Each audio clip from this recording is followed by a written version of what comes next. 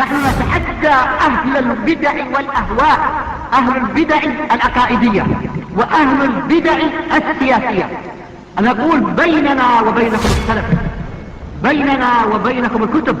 كان أحمد يقول البدع بيننا وبينكم الجنائز. إن الحمد لله نحمده ونستعينه ونستغفره ونعوذ بالله من شرور أنفسنا ومن سيئات أعمالنا، من يهده الله فلا مضل له ومن يضلله فلا هادي له، وأشهد أن لا إله إلا الله وحده لا شريك له، وأشهد أن محمدا عبده ورسوله. يا أيها الذين آمنوا اتقوا الله حق تقاته ولا تموتن إلا وأنتم مسلمون. يا أيها الناس اتقوا ربكم الذي خلقكم من نفس واحدة وخلق منها زوجها وبث منهما رجالا كثيرا ونساء، واتقوا الله الذي تساءلون به والأرحام إن الله كان عليكم رقيبا. يا أيها الذين آمنوا اتقوا الله وقولوا قولا سديدا يصلح لكم أعمالكم ويغفر لكم ذنوبكم، ومن يطع الله ورسوله فقد فاز فوزا عظيما. فإن خير الحديث كتاب الله، وخير الهدي هدي محمد صلى الله عليه وسلم، وشر الأمور محدثاتها، فإن كل محدثة بدعة وكل بدعة ضلالة وكل ضلالة في النار. أما بعد، کتاب عمدۃ الاحکام ہم پڑھ رہے ہیں، جس کے مؤلف ہیں ابو محمد عبدالغنی المقدسی رحمہ اللہ تعالی، اور ہمارے ساتھ کتاب البیوع ہے، خرید و فروخت کے مسائل، اس کے احکام، اور جو باب ہم پڑھ رہے ہیں وہ ان احادیث کے متعلق ہے جو معاملات ناجائز ہیں جسے منع کیا گیا ہے، اس کے متعلق یہاں پر مؤلف رحمہ اللہ نے یہ احادیث جمع کی ہیں. فنبدأ على برکۃ اللہ. بسم الله والحمد لله والصلاة والسلام على رسول الله. أما بعد، فقال المؤلف أبو محمد عبد الغني المقدسي رحمه الله تعالى في كتابه عمدة الأحكام في معالم الحلال والحرام عن خير الأنام محمد عليه الصلاة والسلام عن أبي هريرة رضي الله عنه أن رسول الله صلى الله عليه وسلم قال: لا تلقوا الركبان ولا يبع بعضكم على بيع بعض ولا تناجشوا ولا يبع حاضر اللباد ولا تصر الغنم ومن ابتاعها فهو بخير النظرين بعد أن يحلبها، إن رضيها أمسكها وإن سخطها ردها وصاعا من تمر، وفي لفظ وهو بالخيار ثلاثا. یہ حدیث جو مؤلف یہاں پر ذکر کیے ہیں، اس کی روایت کرنے والے ہیں ابو ہریرہ رضی اللہ عنہ، کہتے ہیں ان رسول اللہ صلی اللہ علیہ وسلم قال، اللہ کے رسول صلی اللہ علیہ وسلم نے فرمایا: لا تلقوا الرکبان. الرکبان یعنی جو لوگ گاؤں سے، قریوں سے جو مال لے کر آتے ہیں شہروں میں بیچنے کے لیے، ان کو بیچ راستے میں ملاقات نہ کرو. تو جو لوگ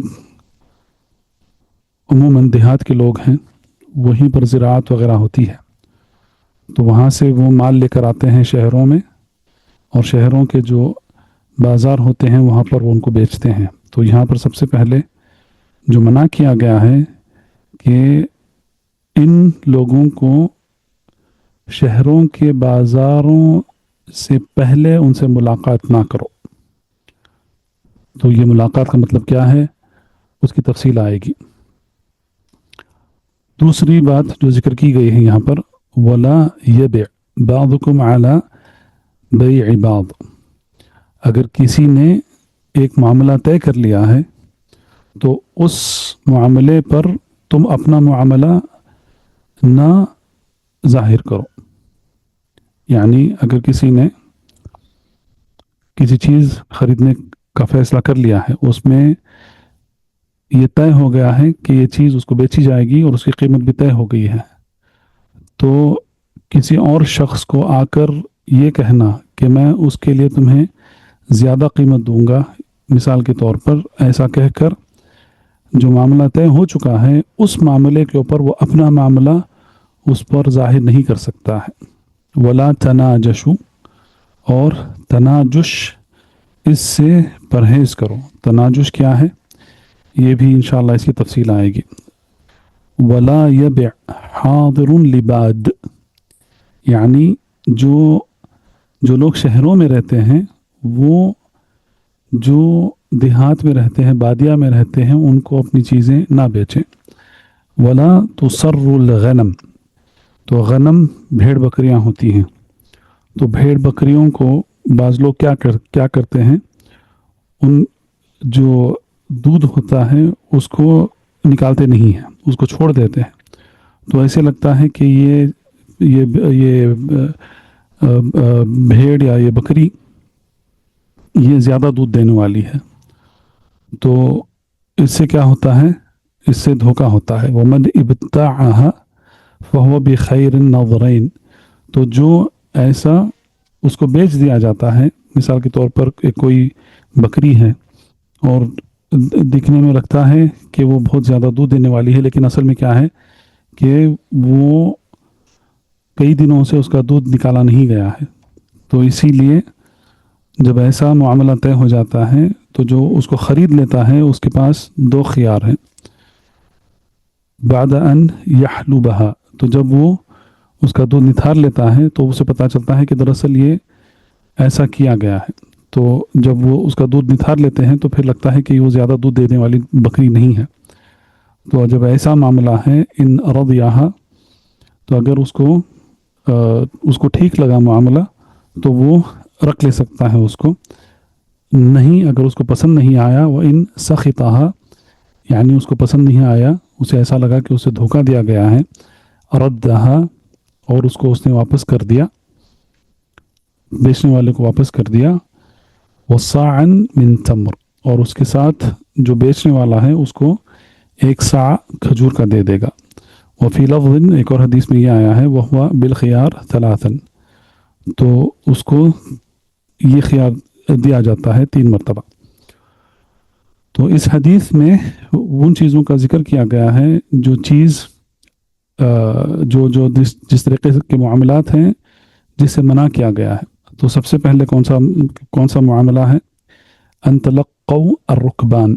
تو جیسے میں نے بتایا کہ دیہات اور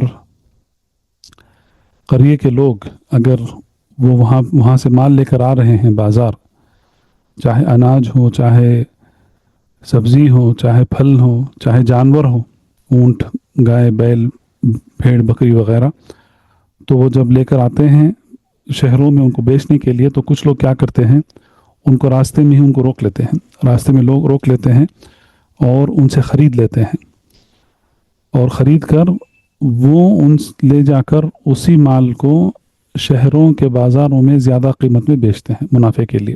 یقیناً ظاہر ہے منافع کے لیے ہی وہ ایسا کرتے ہیں، اگر نقصان ہے تو کیوں کریں گے. تو یہاں پر اس چیز سے منع کیا گیا ہے. اور ایک اور حدیث میں آتا ہے کہ جو قریے اور دیہات کے لوگ ہیں، بادیہ کے لوگ ہیں، جب وہ شہر آتے ہیں تو ان کو شہر پہنچنے دو. تو جب وہ شہروں کے بازاروں میں پہنچ جاتے ہیں اور پھر وہاں پر اپنا مال بیچتے ہیں تو تب وہ مال خرید سکتے ہیں.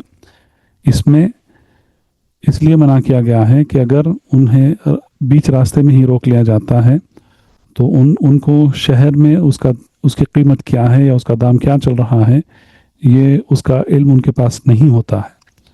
تو اس میں دراصل اس میں ایک قسم کا جہالت ہے یا اس میں قسم کا دھوکہ ہے. تو اسی لیے اس چیز سے منع کیا گیا ہے.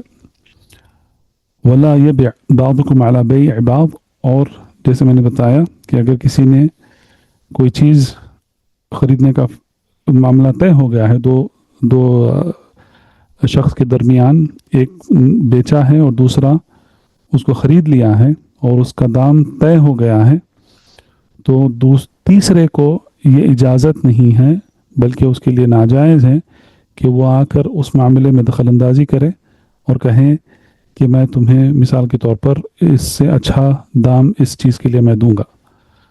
تو یہ اس سے بھی منع کیا گیا ہے. ولا تناجشوا، تناجش عربی میں کہتے ہیں ایسا معاملہ کہ جس میں بولی لگائی جاتی ہے. کوئی چیز ہے، اس چیز کی نمائش کی جاتی ہے اور بولی لگائی جاتی ہے. ایک دام سے شروع کرتے ہیں.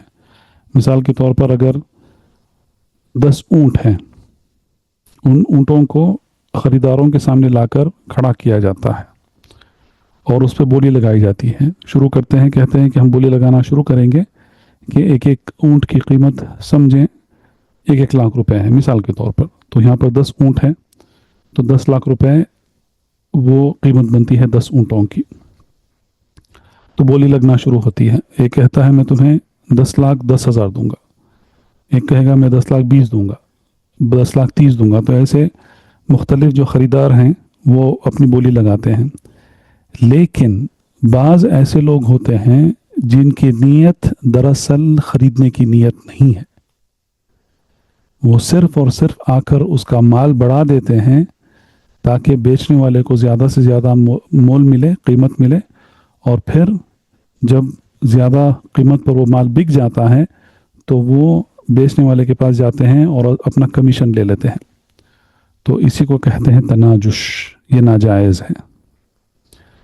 تو جس کی نیت خریدنے کی نہیں ہے اگر وہ بولی لگاتا ہے صرف اس غرض سے کہ خامخواہ اس مال کی قیمت بڑھا دی جائے، بیچنے والے کو زیادہ سے زیادہ پیسہ ملے اور اس کو اس میں سے کچھ حصہ اس کو ملے، کمیشن ملے اس کا، تو یہ تناجش ہے اور ایسا بھی کرنے سے منع کیا گیا ہے. ولا تناجشوا. اور یہاں پر جو لا کا جو استعمال ہوا ہے، لا تلقوا الركبان لا يبع بعضكم على بيع بعض لا تناجشوا. تو لا کا مطلب ہے لا نہیں کہتے ہیں اس کو. تو یہاں پر اس کا اصل یہ ہے کہ یہ ناجائز ہے، حرام ہے ایسا کرنا. اور پھر یہ بھی بتایا گیا کہ لا يبع حاضر لباد. تو جو حاضر کا مطلب ہے جو شہروں میں رہتے ہیں. عربی میں حضر کہتے ہیں شہروں کو، اور جو بادیہ یعنی کہ جو صحرا میں رہتے ہیں، بدو جن کو کہتے ہیں، اور پرانی عربی میں ان کو الاعراب، اعرابی مفرد، اعراب جمع، یہ کہا کرتے تھے. تو یہ دراصل کیا ہے، یہ بادیہ کے لوگ ہیں یا دیہات کے لوگ ہیں. تو یہاں پر یہ بتایا گیا ہے کہ ایسا مت کرو. یعنی کہ جو شہروں میں رہتے ہیں ان کو چاہیے کہ وہ کوئی چیز بادیہ میں رہنے والوں کو نہ بیچیں، کیونکہ اس کا مطلب یہ ہے کہ یہ مطلب نہیں ہے کہ اگر وہ وہاں پر آئیں خریدنے کے لیے وہ ان کو نہ بیچیں. اس کا مطلب یہ نہیں ہے، بلکہ اس کا مطلب یہ ہے کہ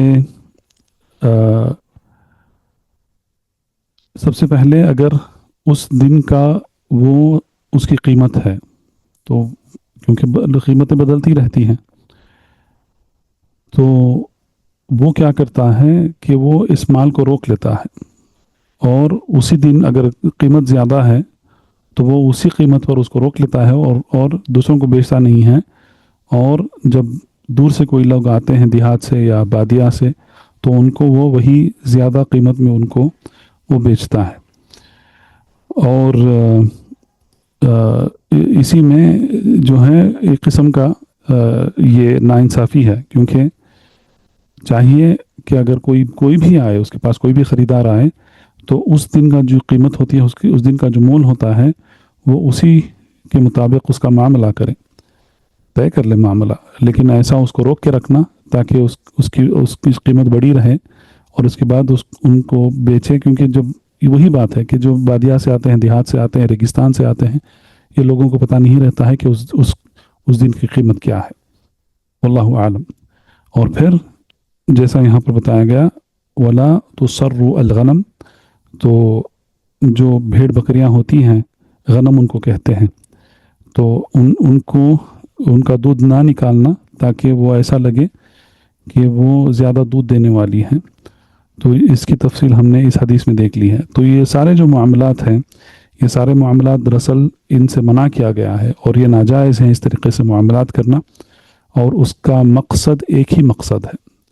مقصد یہ ہے کہ ہر ایک معاملہ جو بھی ہوتا ہے مسلمانوں کے درمیان خصوصاً، اس کا مقصد یہ ہے کہ مسلمانوں کے درمیان اخوت باقی رہے. مسلم ایک دوسرے کے بھائی ہیں اور یہ جو بھائی چارگی ہے، اخوت ہے، یہ برقرار رہے اور ان کے دلوں میں درار نہ پڑے اس طریقے کے معاملات کی وجہ سے. تو ان معاملات میں ناانصافی ہو سکتی ہے یا دھوکہ ہو سکتا ہے یا جہالت ہو سکتا ہے. تو اس سے یہ ہوتا ہے کہ اگر لوگوں کو پتہ چلا، بعد میں پتہ چلا کہ انہیں یہاں پر دھوکہ ہوا ہے یا ان سے زیادہ قیمت لی گئی ہے، تو پھر اس سے ان کے دلوں میں یہ بات کھٹکتی ہے اور دلوں میں درار پڑ جاتی ہے. تو جب معاملات خراب ہو جاتے ہیں تو اخوت آہستہ آہستہ ختم ہوتی چلی جاتی ہے اور مسلمان کمزور ہو جاتے ہیں. تو اسی لیے ایک اور حدیث جیسا ہم نے پڑھا الاربعون النوویہ میں، اللہ کے رسول صلی اللہ علیہ وسلم نے، ابو ہریرہ کی حدیث ہے، اس میں اللہ کے رسول صلی اللہ علیہ وسلم نے ایسے معاملات کرنے سے منع فرمایا، اور پھر اس حدیث کے آخر میں فرمایا کہ کونوا عباد اللہ اخوانا، کہ اے اللہ کے بندوں ایک دوسرے کے بھائی بن کر رہو. نعم.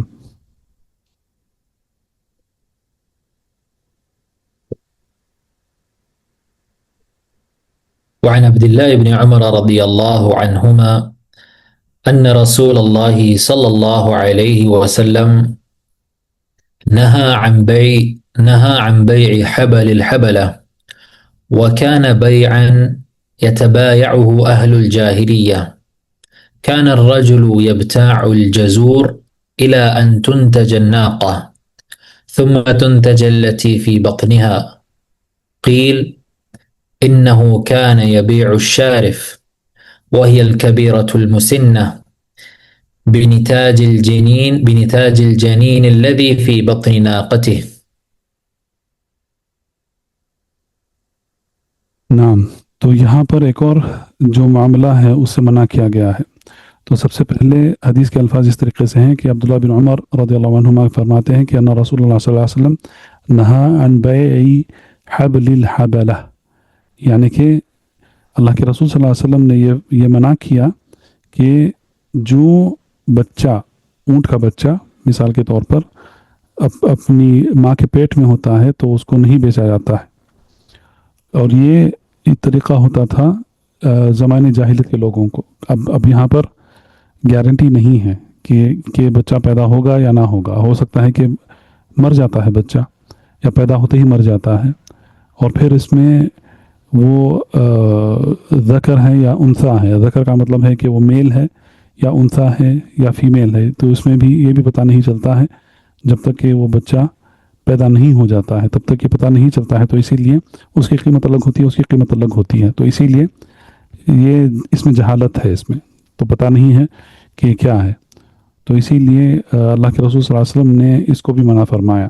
وَكَانَ الرَّجُلُ يَبْتَعُ جَزُورَ إِلَىٰ أَن تُنْتَجْ النَّاقَةُ. تو جزور کہتے ہیں چھوٹی عمر کا جو اونٹ ہوتا ہے، تو اس کو کہتے ہیں. تو اللہ کے رسول صلی اللہ علیہ وسلم نے اس حدیث یعنی کہ اس حدیث میں یہ بتایا گیا ہے کہ ایک شخص کیا کرتا تھا، جو چھوٹا بچہ تھا وہ اپنی ماں سے اس کو دور کر دیتے تھے جب تک کہ وہ اونٹ کے پیٹ میں جو بچہ ہے وہ پیدا نہیں ہو جاتا تب تک. ثم تنتج التي في بطنها، یعنی کہ اس کے بعد اس کے پیٹ میں جو بچہ ہے اونٹنی کے وہ پیدا ہوتا تب تک اس کو دور کر لیتے تھے.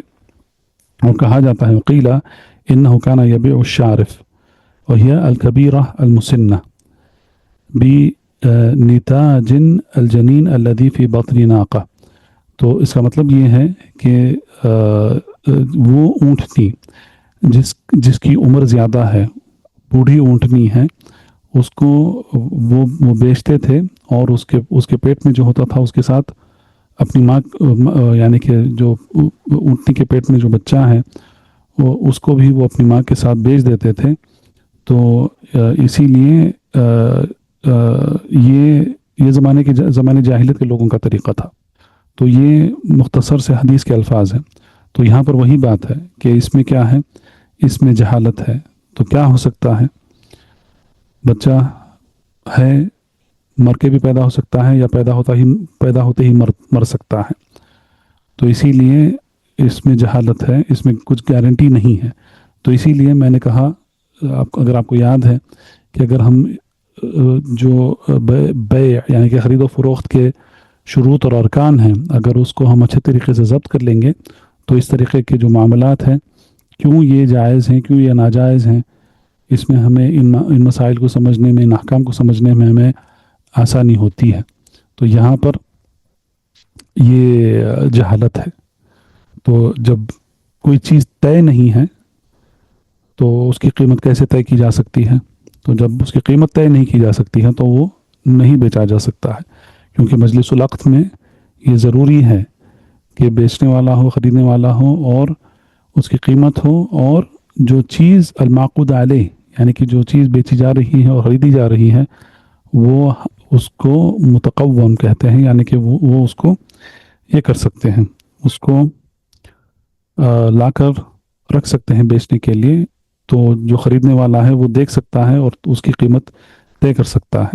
تو اسی لیے اس طریقے کے معاملات جس میں گارنٹی نہیں ہے اور جہالت ہے، اس طریقے کے معاملات کو شریعت میں ناجائز قرار دیا گیا ہے۔ نعم۔ وعنه أن رسول الله صلى الله عليه وسلم نهى عن بيع الثمرة حتى يبدو صلاحها، نهى البائع والمشتري۔ تو یہ بھی ایک اور حدیث ہے، عبداللہ بن عمر رضی اللہ عنہما کی مروی ہے حدیث، کہتے ہیں انا رسول اللہ صلی اللہ علیہ وسلم نہا، یعنی کہ اللہ کے رسول صلی اللہ علیہ وسلم نے منع کیا، ان بیع الثمرہ یعنی کہ جو پھل ہوتے ہیں ان کو بیچنے سے منع کیا، حتی یبدو صلاحها یعنی کہ جب تک وہ اپنے درختوں میں پک نہیں جاتے ہیں۔ جب وہ اپنے درختوں میں پک جاتے ہیں، کچھ بھی ہو سکتا ہے، آم، جام، سیتاپھل، چیکو، سپوٹا، کھجور، کچھ بھی ہو سکتا ہے، اگر وہ ابھی کچا ہے تو اس کو بیچنے کی اجازت نہیں ہے۔ کھجور کے متعلق بعض احادیث آئے ہیں، وہ انشاءاللہ ہم پڑھیں گے، لیکن اس کا اصل یہ ہے کہ جو بھی پھل ہے جو اپنے درختوں میں لگا ہوا ہے اور وہ کچا ہے، تو اس حالت میں یعنی کہ پھل کے کچے ہونے کی حالت میں اس کو بیچنا ناجائز ہے۔ لیکن اللہ کے رسول صلی اللہ علیہ وسلم نے فرمایا حتی یبدو صلاحها یعنی کہ اگر وہ پک جاتے ہیں، یعنی کہ فصل جس کو حصاد جس کو کہتے ہیں عربی میں، یعنی کہ وہ اس کی فصل کاٹنے کے لیے تیار ہو جاتی ہے، تو اس پھل کو کاٹ کر نکال کر اس کو بیچ سکتے ہیں یا استعمال کر سکتے، کھا سکتے ہیں، بیچ سکتے ہیں۔ تو تب تک اگر ایسا ہو جاتا ہے، پھل درختوں میں پک جاتا ہے اور وہ تیار ہے استعمال کرنے کے لیے، تو تب اس کو بیچا جا سکتا ہے۔ نہا عن ذلک البائع والمشتری، تو اللہ کے رسول صلی اللہ علیہ وسلم نے دونوں کو منع کیا، کہ بیچنے والے کو بھی ایسا کرنے سے منع کیا اور خریدنے والے کو بھی منع کیا ہوا ہے۔ تو اس میں بھی وہی ہے کہ اگر پھل کچا ہے، اپنے درختوں میں ہے، تو کوئی گارنٹی نہیں ہے کہ وہ پکے گا، کیونکہ ہو سکتا ہے کہ کچھ بھی ہو سکتا ہے، تیز ہوا چلی، گر گیا، خراب ہو گیا، پکے گا نہیں، یا ہو سکتا ہے کہ کوئی ایسے کیڑے پتنگے آ گئے اور آ کر اس کو انہوں نے کھا لیا، جیسا کہ ٹڈیاں، لوکسٹ جس کو کہتے ہیں انگلش میں، وہ آتے ہیں اور وہ ساری فصل کھا کے چلے جاتے ہیں، وہ ہو سکتا ہے، یا کچھ بھی ہو سکتا ہے کہ اس میں کیڑا لگ گیا اور پھر پوری فصل خراب ہو گئی، تو کچھ بھی ہو سکتا ہے۔ تو یہاں پر گارنٹی نہیں ہے جب تک کہ وہ پک نہیں جاتا ہے۔ اگر وہ پک جاتا ہے اور اس کو توڑ کر استعمال کیا جا سکتا ہے یا اس کو بیچا جا سکتا ہے فوراً، تو تب ایسی حالت میں اس کو بیچا جا سکتا ہے، اور دونوں کے لیے جائز ہے، بیچنے والے کے لیے بھی جائز ہے اور خریدنے والے کے لیے بھی جائز ہے کہ وہ ایسا پھل وہ خریدیں اور بیچیں۔ نعم۔ وعن أنس بن مالك رضي الله عنه أن رسول الله صلى الله عليه وسلم نهى عن بيع الثمار حتى تزهي، قيل وما تزهي؟ قال حتى تحمر، قال أرأيت إذا منع الله الثمرة بما يستحل أحدكم مال أخيه. تو یہ حدیث بھی دراصل اس کے پہلی والی حدیث کی تائید میں ہے، اس میں اور مزید تفصیل اس میں بیان کی گئی ہے، اور یہ حدیث یہ ہے کہ عن انس بن مالک رضی اللہ عنہ، انس بن مالک رضی اللہ عنہ کہتے ہیں کہ ان رسول اللہ صلی اللہ علیہ وسلم، یقیناً اللہ کے رسول صلی اللہ علیہ وسلم نے منع کیا، نہا عن بیع الثمار حتی تزہیہ، یعنی کہ اللہ کے رسول صلی اللہ علیہ وسلم نے منع کیا ہے کوئی پھل، ثمار کا مطلب ہے پھل، بیچنے سے جب تک کہ وہ پک نہیں جاتا ہے، تزہی کا مطلب ہے وہ پک نہیں جاتا ہے۔ تو پوچھا گیا قیل وما تزہی، تزہی کا مطلب کیا ہے؟ آپ صلی اللہ علیہ وسلم نے فرمایا حتی تحمر، یعنی کہ جب تک کہ وہ لال نہیں ہو جاتا ہے، یعنی کہ عموماً جو پھل ہوتا ہے جب وہ پک جاتا ہے تو وہ لال ہو جاتا ہے، کھجور بھی لال ہو جاتا ہے، تو ایسے کئی پھل ہیں جو لال ہو جاتے ہیں، تو تحمر کا مطلب یہاں پر وہ لال ہو جانا۔ اور اس کے بعد اللہ کے رسول صلی اللہ علیہ وسلم نے فرمایا قال ارأیت ان منع اللہ الثمرہ، اگر اللہ سبحانہ وتعالی نے یہ پھل کو پکنے سے اگر روک لیا تو بما یستحل احدکم مال اخیہ، تو کون سے اعتبار سے تم اپنے بھائی کے مال کو طلب کر سکتے ہو، یعنی کہ کون سے اعتبار سے تم یہ پھل بیچ سکتے ہو؟ جب وہ پھل پکا نہیں ہے، کچا ہے، ابھی درخت پر ہے، تو کون سے اعتبار سے تم اس کو بیچ سکتے ہو اور اپنے بھائی کا مال تم لے سکتے ہو؟ تو دیکھیں یہاں پر وہی الفاظ ہیں، اللہ کے رسول صلی اللہ علیہ وسلم نے فرمایا بما یستحل احدکم مال اخیہ، اپنے بھائی کا مال۔ تو یہاں پر معاملات، جو بھی معاملات ہیں اس کا مقصد وہی ہے کہ بھائی چارگی برقرار رہے، اخوت بنی رہے، اور معاملات کی وجہ سے مسلمانوں کے درمیان درار نہ پڑے، ان کے دلوں میں تفرقے نہ پیدا ہوں۔ نعم۔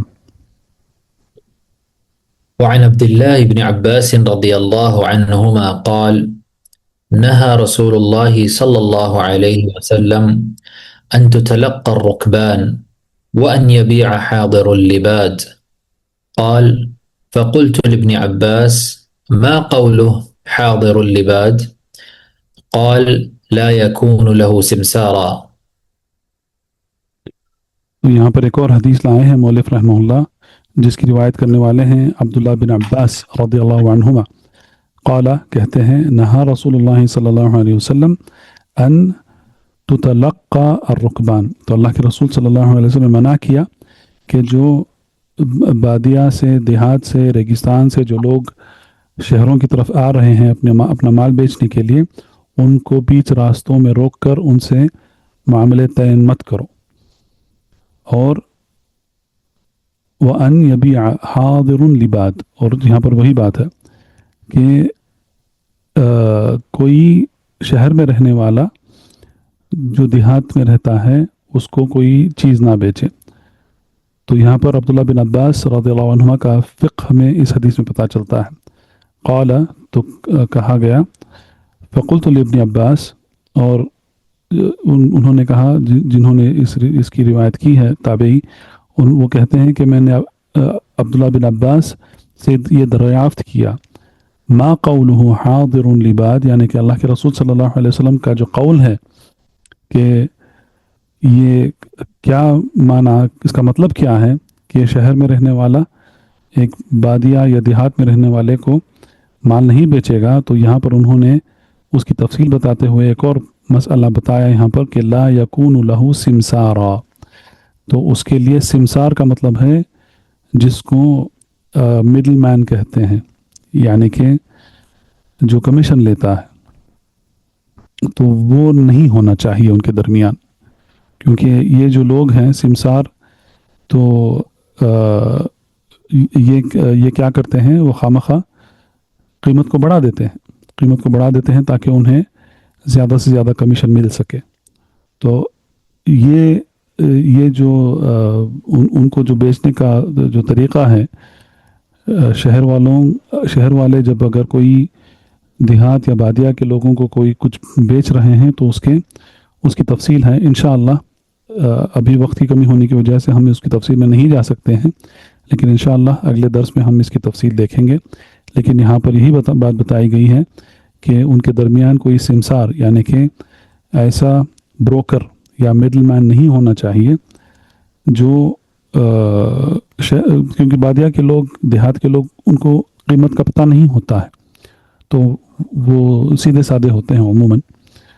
تو پھر وہ ان کو زیادہ قیمت میں بیچ کر جو بیچنے والا ہے اس کو تو زیادہ مل جائے گا، اور کمیشن جو لے رہا ہے اس کو بھی زیادہ پیسے مل جائیں گے، لیکن جو بیچارے جو دور دور سے آ کر خرید رہے ہیں ان کا تو نقصان ہو جائے گا.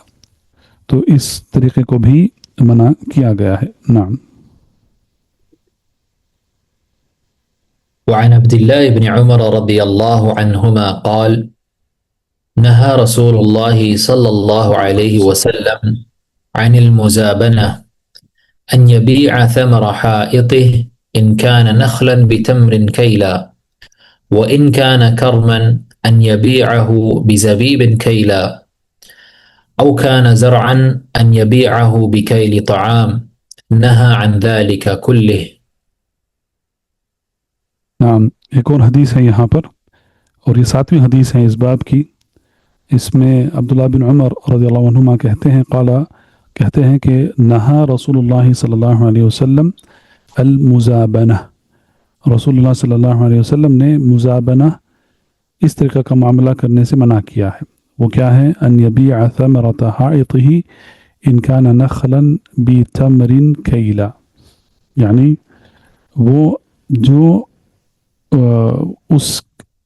اس کے پاس، یعنی کہ بیچنے والے کے پاس جو یہ کھجور لگے ہوئے ہیں اس کے کھجور کے درختوں میں، تو وہ اس کو بیچ دیتا ہے. ابھی اس کو نکالا نہیں گیا ہے، ان کھجوروں کو اتارا نہیں گیا ہے، ابھی وہ اپنے درخت پر ہی ہے. نخلہ کا مطلب ہے کھجور کا پیڑ، اور اس کا جمع ہے نخیل.